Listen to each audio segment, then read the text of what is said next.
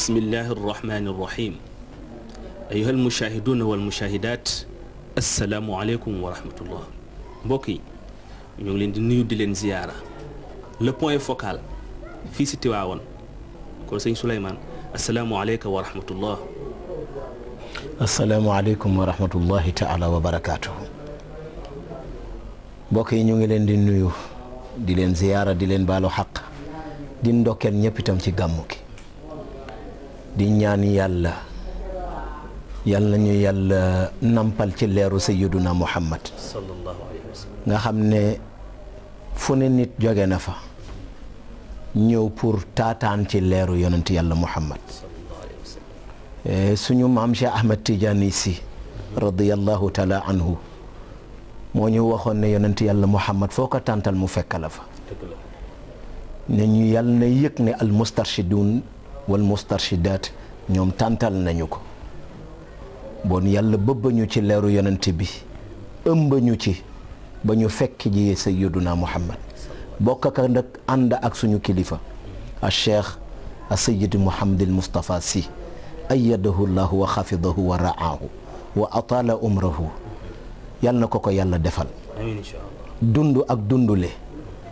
yëkkatiku ak barke ak mucc la yàlla na ko yàlla defal te mu ànd ak ñun yàlla bu mu ñu rëccu waaye ñun itam yàlla buñ ko rëccu yàlla na yeggali te ànd ak sago li fi maam yi bàyyi te waroon ko yeggali te muy cëram mu war a yegg yàlla na yàlla téye ko yàlla teg ko loxo ba loola yegg waaye buy yegg ñun ñi yàlla nañu bokk ci gaal ga ñay teeri ci barke yonent bi sallallahu alayhi wa sallam. sëñ Souleymane. waaw da nga ne mission yonent bi. sallallahu alayhi. ñu gis mission bi muy tàmbali. yow ñu may seetaan. xamal ni Makka. la yonent bi juddoo. mu jógee Makka dem Medine. sallallahu alayhi. ñu koy teel di wax tala al badru alayna. min sanniyatin wa yéen moustachid yi. ñu gis gàmm bu jot. da ngeen di teeru Sëriñ Moustapha. di way tala al badru alayna. macha allah ren nag ñu gis ngeen changé méthode. ngeen di wax beneen bayit bu neex. boo xam ne ku ko dégg sa xol day sedd. atmim lana nuurana. wax fir jaraimana. taqdi xawaaijana ya waasi ruhumi. Seydil Xaaji Malik radiyallahu taala anhu. daf ñu andil biographie bu Sayyiduna Muhammad. sallallahu alayhi wa sallam. ne ndekete doom balaa may dem danaa fi bàyyi biographie bu Sayyiduna Muhammad. sallallahu alayhi wa sallam. mu andi xilaasu dahab. fi siirati xayril arab. xilaasu dahab boobu. ci la baat boobu nga wax léegi. baat boobu ca la nekk.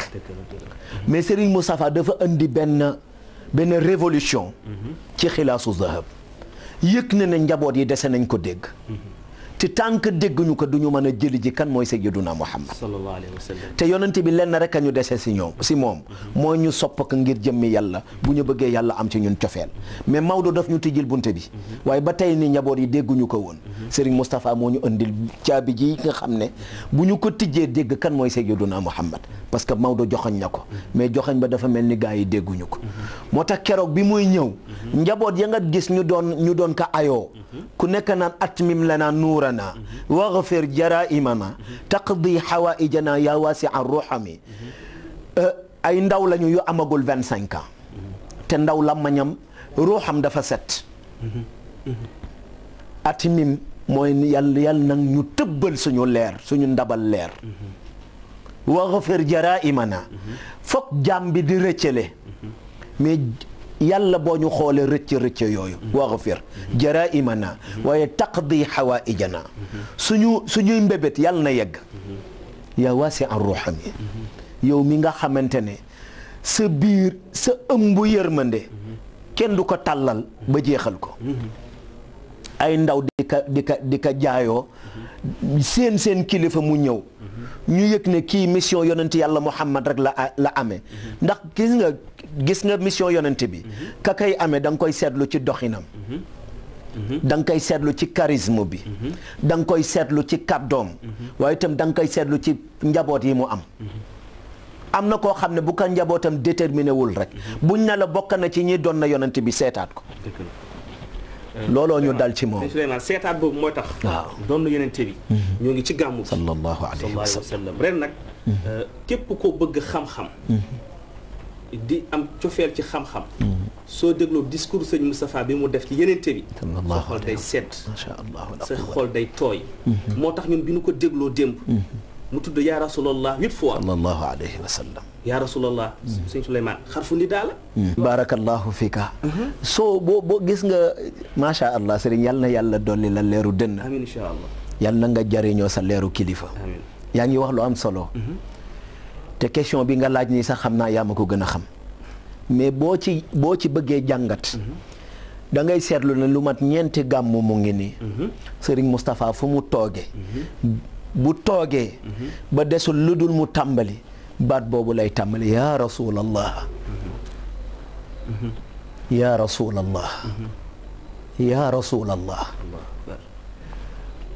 gis nga moo tax ñi di caricature yonent yàlla Muhammad waroon nañu jege sa tànt bu Seydi Mouhamadul Moustapha parce que am na koo xam ne boo ko bëggee ŋàñña ñàkk a miin njabootam mooy tax nga ŋàññe ko parce que yow xamuloo ko te boo miinee kuñ ne la njabootam la boo ko laa ŋàññe da nga ko seetaat yonent yàlla Muhammad sallallahu alayhi wa sallam yàlla defal na ko hëyb charisme bu nga xam ne ni boo janoo woon ak moom lu ne dinga ko tal ba mu des nga xoole ko bët bu ñaaw kon loolu mooy tax ramsu sharaf bi kon aywa ndax dégg naa wax ko ci discours am xam nga gis nga yal na yàlla fay la daf ko wax ne que anta ramsu sharafi yow yaay symbole teddange yow sayyiduna Muhammad sallallahu alayhi wa sallam yow yaay zilli jalalihi ay zilla jalalihi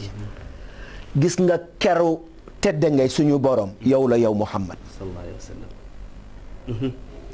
gis nga baat yooyu di nga ko wër ci vocabulaire lu arab ba tey mais pour nga gis ko du yomb wallaay mosuma ko gis macha allah wala quwwata illa billah moo tax dafa am loo xam ne soo ko nampul rek boo yeboo bàyyi fa moo tax al mustarshidin wal mustarshidaat ñoom ñoo ay bi xam nga lan mooy ay bi ñu xam kii ñu amal affaire mooy kan gis nga kii nga tiim ne kan yaa rasulallah boo yëgul ne yonent yàlla Muhammad a ngi teew ci kanamam rek boo yeboo nga bàyyi sëñ bi dañ fi toog fii gàmmu en 2008 wala 2009 a Seydi Cheikh Ahmad Tidiane Sy yal na yàlla yokk leeram amiin insha Allah yal na ñu yàlla nampal ci leeram amiin muy waxtaan ba mu yàgg même pas 3 heures de temps wala 2 heures de temps mu ne nañu ñaan mu ñaan ba pare jog toogaat bi mu ñëwaatee ci année prochaine bi daf ne daaw bi ñu fi toogee yonent bi jaar na fi ndekete moo waraloon mu ñaan ba pare toogaat ndax dafay jog bay dem yonent bi soog a egsi mu toogaat ba 6h05 du matin di waxtaan ak njaboot yi li mu jàngale mooy lii Serigne Moustapha Sy di def nii toog ci tànt bi mu yëg ne yonent bi ñëw na parce que maam Cheikh moo ñu ne yonent bi kii xamul rek mooy jàppane foo ko tàntalul manu fa yegg parce que jant amul ku mu dul leeral te jant bi ci leeru Sayyiduna Muhammad lay leerale moo tax sëñ Moustapha yëg ne yonent baa ngi teew moo tax mu ne ko yaa rasulallah waaw ba pare gëm lu xamal nit ñi kan mooy rasulallah mu ne moom mooy ramzu sharafi gis nga symbole teddange mooy Sayyiduna Muhammad mooy zilla jalalillahi mooy keru ronu keru teddange yàlla wala màggaayu yàlla waaw jërëjëf sëñ Souleymane waaw ba tey si discours am arabe bi saar yëpp nekk fi mu jékki-jékki mun alam nashrah laka sadrak waaw loolu ngay mën a baaxee jazakallahu xayran xam nga boo gisee mu ne ka alam nashrah laka sadrak dafa jàkkaarloo ba tey mu ngi jàkkaarloo ak moom mu mel ne ci lisaanu xaal ba yàlla doon waxee yonent yàlla Muhammad yàlla teeru yonent bi di ko wax parce que gis na mu ñëkk gis na mu yëg diis ndax environnement bi nga xam ne nii moo composé yonent bi fa la nekkoon moom Sayyiduna Muhammad si causal bu diis la dunde moom yonent bi mais yàlla di ko delloowaat ci boppam lii Serigne Moustapha Sy di jàngale ci aayaat yooyu mooy circonstance bi ñu toll ki nga xam ne moo ayee mission yonent yàlla Muhammad kooku lay waxal mooy boppam moom kon boppam moo tax kon fatan boobu ñëw. boppam lay waxal. alam nasharah laka sadrak. yàllaay wax de. ne ko alam nasharah laka sadrak. ndax du man maa xaroon sa dënn démb. wa wada'na anka wizrak. ma teg lu gën a diis li ñu lay teg nii tey ci pénc. parce que lépp aada rek la. te man li ma la teg xaqiqa rek la. alladi anqada zahrak. moo dem ba reflété ci yow. bu reflété ci yow nag waratoo gestu ndax am na koo xam ne ku ko dëgmal waratoo gestu. boppam rek lay waxal. wa rafa'na laka dhikrak. moo tax wa rafa'na laka dhikrak. te am na lu ma la defal. lu keneen dootul amati. mooy foo tuddati ne laa ilaha illa allah da nga ca teg muhammad rasulillah nekk yow rek laa ko defal. kon kooku amatul lu war a diis si moom. ndiis ne dafa am pax moo xam ne nii yàlla rek ka fa war a tëdd. boo ko fa jëlee ba tëral ka fa. leneen dootu ca xaj. waaye boo ko fa tëralee ba dindi ka leneen loo fa tëral du ko feese. ñëw na fi pour génne ay mbir yi nekk si discours bi. déedéet parce que alxuraan ci boppam. moom la waxee ak ñun. kenn mënu ko firi. macha allah tafsiru xuraan yàlla tudd ko fenn. ta'wil la wax. wa maa ya'lamu ta'wilahu illa allah. yàlla kese moo ko xam. kon nag ñi fi nekkal yenente bi te sëñ Moustapha nu gëm di daf see bokk. ñëwuñu pour firi ay waxam. waaye doon ñëw di jàngat. am na benn baat bu mu wax si discours bi. ma jàngoon ko dégg feneen. mu ne ya rasulallah. ha anta fatan aasha mahmudan. wa mata muhammadan. mu ne fa aatayta lil ayshi qadran. allahu akbar wa lil mawti miqdaaran. allahu akbar loolu fii ko loolu. waaw xam nga fatan aasha. dund nga yow sayyiduna Muhammad. jël nga sa dund teg ko ci coono. coono ba mooy sant gi. xam nga sant. du nga toog rek ne alhamdulillahi rabbil alamin. cant dund la action la. te yonenti yàlla Muhammad moom la amee ba bi muy dem ci bàmmeel. moo tax mu ne ka fatana acha. teg nga sa dund ci coono. mahmudan ci coono. moo tax wa maata. keroog bi nga ma fekk see doon Muhammadan. nga doon ku ñu sant. ndax wàcc nga kii wàcc rek a ka amee cant. xam nga kii dund kenn du ko gërëm. wala kenn du ko sant. kii dee la ñoo sant ndax wàcc na. kon sëñ Souleymane loolu moo tax sénégalais. ñoom ku faatu rek. ñu lay tudd ay stade ay kenn xamul. waaw kon mustachid yi kon man gis naa si ñoom lu ma jaaxal. mustachid yi mooy coow li dafa bëre. waaye ñoom danoo dal. macha allah kon lii moo tax ñu dal li nga wax nii. parce que xam nga kii war a nàmpal leeru Sayyiduna Muhammad. day jële ji baat ba rek. wala qad bu'istu li utammima makaarimal axlaaq. te moom booba ak tey loolu la nekkee ak ñun. Sëriñ Moustapha li mu nekkee ak ñun mooy laqad bu'istu li utammima makaarimal axlaaq. yàlla ma bàyyi si seen biir. pour ndaawal jikko yu tedd yi mu leen defal ma feccali leen ko ba mu fees. looloo ko fi bàyyi. moo tax loolu ku ci namp. mais ana foo deeti yëngatoo. ndax lii Serigne Alioune Gueye waxoon sa maam Cheikh Ahmed Tidiane si moo fi ne. ne ka doom mu ne ka naam mu ne ka sa maam Seydil Hadji Malick. daf ma defal lu yéeme. mooy moo ma jàngal. ba fii ma toog. ñii ñëpp maa leen raw. ndax lu mu bind maa ko taalif lu mu taalif maa ko bind. te lu ma bind mokkal naa ko. waaye sa baay Serigne Babacar daf ma defal lu gën a yéeme. mooy dafa boobu si sama kaw. ndax xam na ne bu may yëngatu di tas jamono ndax ñii ñëpp maa leen raw.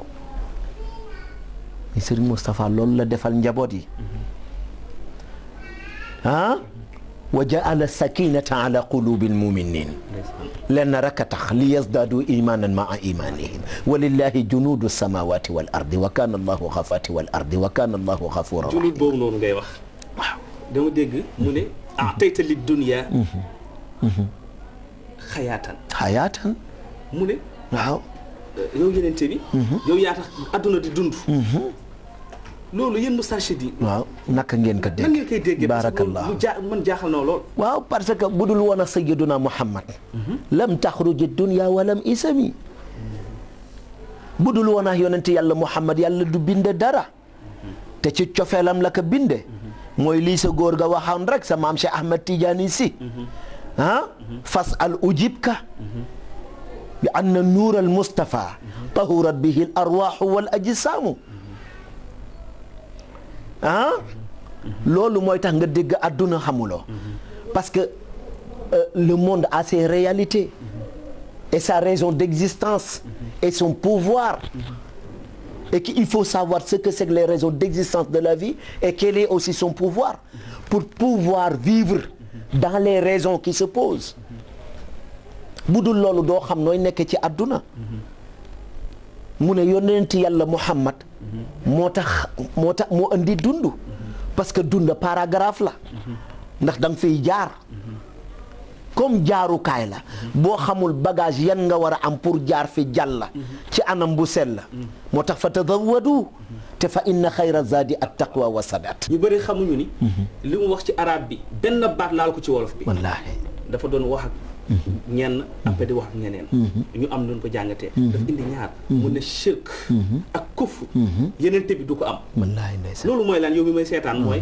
mu ne bokkaale yeneen te bëggul kuy bokkaale maanaam xol bi da nga ko koy jox moom kese yàlla ngay gëm jël sa xol nag bëgg yeneen te bi Muhammad sallallahu alayhi wa sallam mu ne kufru doo weddi sa bopp wallaahi kon dañuy dégg ci discours am wolof bi weddiwul boppam sëñ Moustapha weddiwul boppam Sénégal dañ ko doon xaar ci mu defar li Sénégal yàqule loolu nag mu def ko si 8 axes 8 axes yi mën na ci dem lépp waaye am na ñeent yu mu tudd si ay noon ndax Sénégal dafa gaa wax diw sama noon la noonu yooyu yan noonu la indi woon ñeenti noonu macha allah xam nga dafa am ay principaux facteurs yoo xam ne tant que jàngatuñu ko ci waxtaanu Serigne Moustapha du ñu xam sax lan mooy gàmmu gi ñu ñëwoon dem principaux facteurs yooyu moom la tudd ci ñeent indi ko ci 8 escaliers te bu ci nekk martaba la maratib loo yooyu pour nga man ko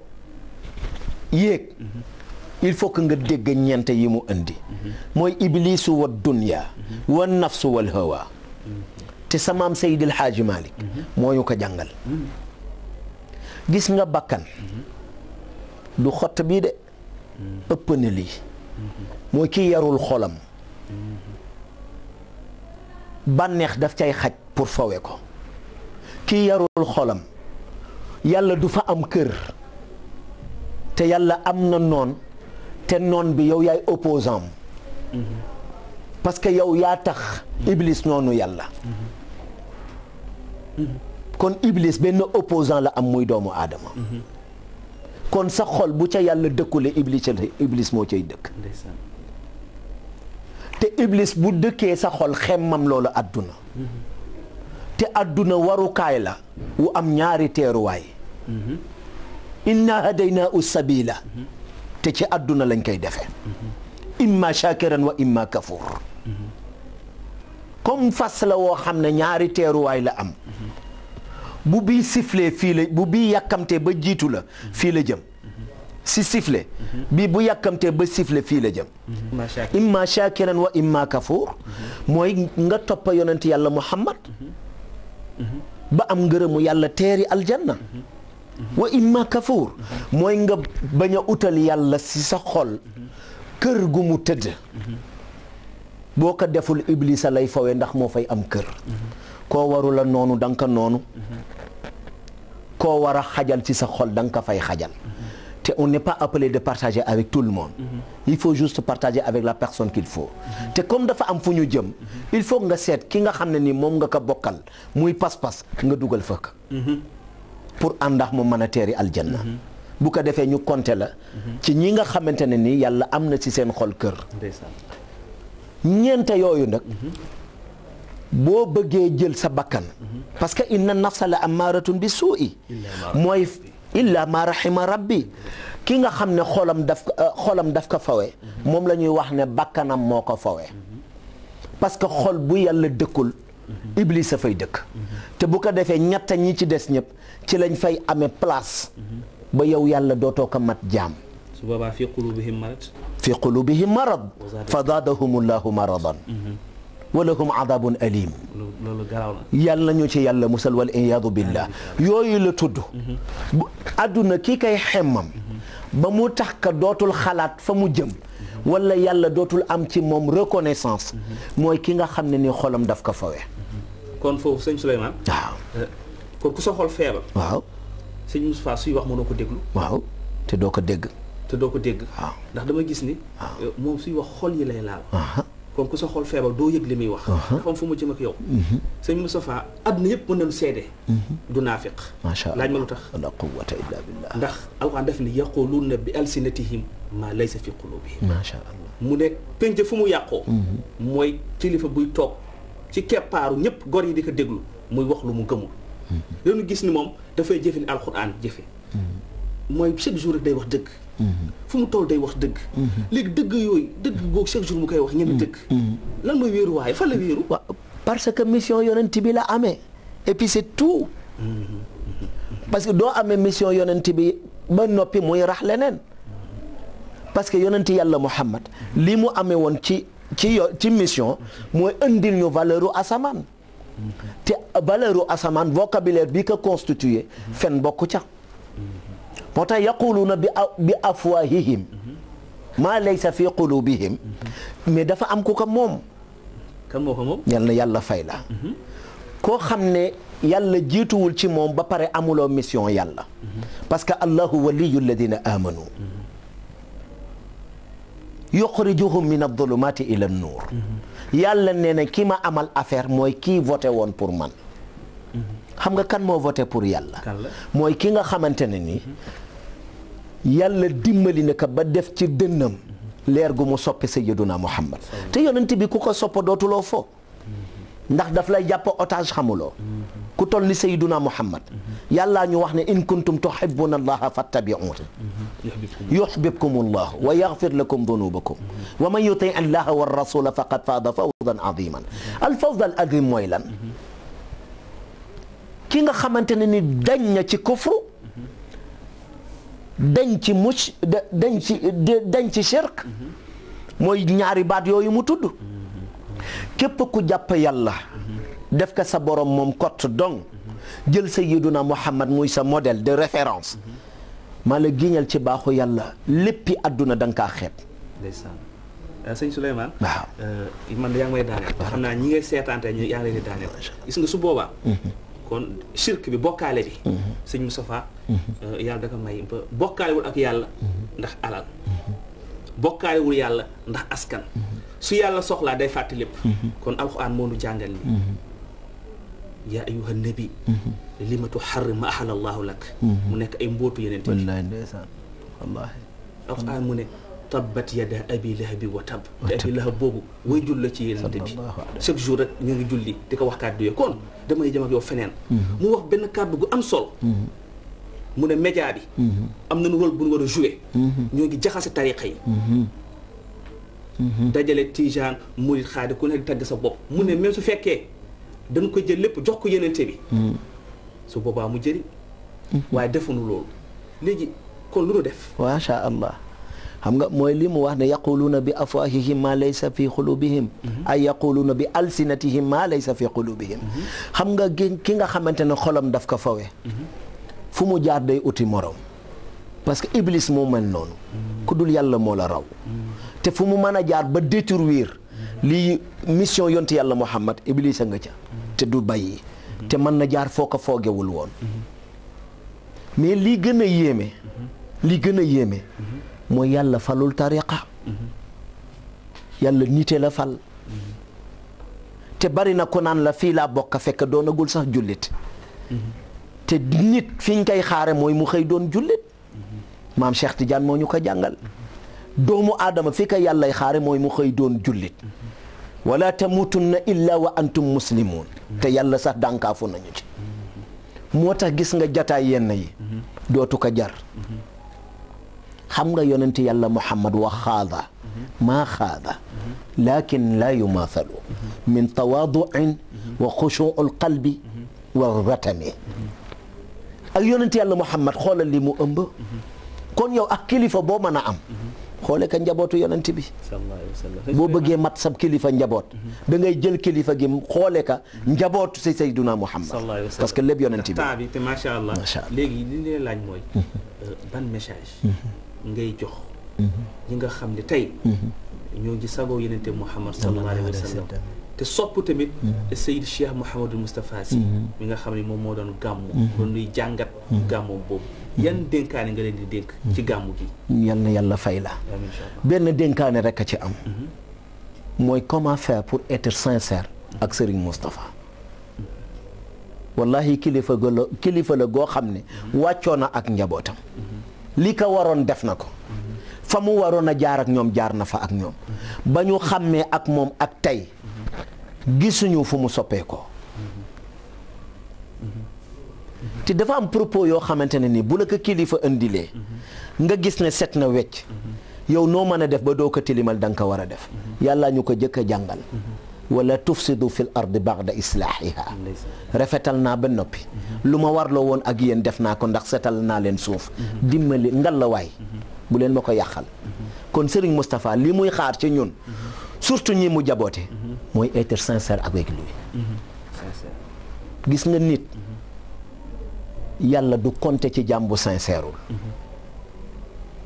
moo tax ñoom leen na rekk leen mën a rey moo leen mën a décevoir moo mën a tax ñu gedde sax mission bi dem wuy ji seen borom ndax la leen di xaar a tax mooy ñu amee ay compagnons yu sincèreul kon ñun nañu sincère kon sincère boobu yeneen bi li ko gën a metti si àdduna moo doon bi ko yàlla waxee ni am na ay naafiq yu la wër isa jaakal mu naafiqun waaw kon sincère lu am solo la mbokk yi lu sincère sincérité boobu moo mën a tax sax ñu mat yàlla ay jaam te xam nga bu ñu matul yàlla ay jaam mënuñu mat ay taalibe que ça soit clair moo tax daje boobu muy wax noonu dajale murid yi tijaani ku nekk di tagg sa kilifa fekk ña fa daje sax dese nañ parce que manque de sincérité bi moo fi ne ndax am na jataay yoo xam ne sax tey laaju ko gis nga am na débat yoo xam ne tey jii laaju ko ce qu'il faut faire ce n'est pas accabler les gens par des serments au contraire ce qu'il faut faire c'est d'essayer de former des cœurs nouveaux que rien ne saura détruire tey jii li mu laaj doonatul nit toog naan sama kilifa sama sëriñ sama nangam déedéet nañu fexe ñu forger waat xol yi nañu tàggataat xol yi il est temps qu'on y associe les cœurs Maam Cheikh balaa muy dem loolu rek baat boobu la ñu bàyyil est-ce qu'il n'est-il pas temps qu'on y associe les cœurs ndax jotul ñu associé waat suñuy xol nañu tijjiwaat xol yi jël yàlla dugal ko ci biir jël suñuy kilifa def ci biir te ànd ak yàlla te sincère ak moom mais mënuñu ko def tant que sincère ñu ak suñu bopp parce que nit fi ñu koy xaare mooy mu sincère ak boppam d'abord te léegi naafeq yi dañu bari nit ñi sincère tuñu ak seen bopp kon al mustarshidin wal mustarshidaat benn lenn la seen kilifa di xaar ci ñoom te waxoon na leen ko Serigne Cheikh Ahmed Tidiane si moo toog fii ne ko Moustapha mu nekk nam mu nekk doom aaral njaboot yi ci kaaraange yàlla mais bu ko matewul woon du ko wax parce que Serigne Cheikh du tricher Serigne Moustapha jaralul Serigne Cheikh mu tricher ndax fa mu wéeteex boroomam a tax mu nekk Moustapha mu nekk nam mu nekk aaral njaboot yi ci kaaraange yàlla Serigne Moustapha nekk ci charte ñu jël 50% ma jël 50% mais xam nga njaboot yi seen 50% lan la mooy ñu sincérité parce que amul leneen luñ ko mën a defal du alal juñ ko mën a jox sëñ Souleymane yooyu moo doon kàddu yi émission bi dañ koy jeexale foofu rek balaa leneen di ci xajal nga xam ne ni xol yaa ngi fiix alhamdulilah kon looy wax waa Point Focal sant yàlla bu baax lii ngeen def nii rek moo war a am parce que gis nga mbaax fu mu nekk war nañ ko publier te Serigne Moustapha ci mbaax rek la tënk njabootam ci war ñu war a bëgg a baax rek la leen tënk suñu war a bëgg xemmam yàlla xemmam Sayyiduna Muhammad ba nampal leeram rek la leen xemmam loo te loolu yéen ñii rek yéen a ko mën a defal donc li ngeen di def nii tuutiwul lenn rek lañ leen ameel mooy ñaanal leen yàlla leen gërëm leen jaajëfal leen jox leen dig daje incha allah yeneen programme yi xew ci àdduna bi lu mën a xew ak fu mu mën a xewee daan dem wuti ko indil leen ko wasalaamu aleykum wa rahmatullah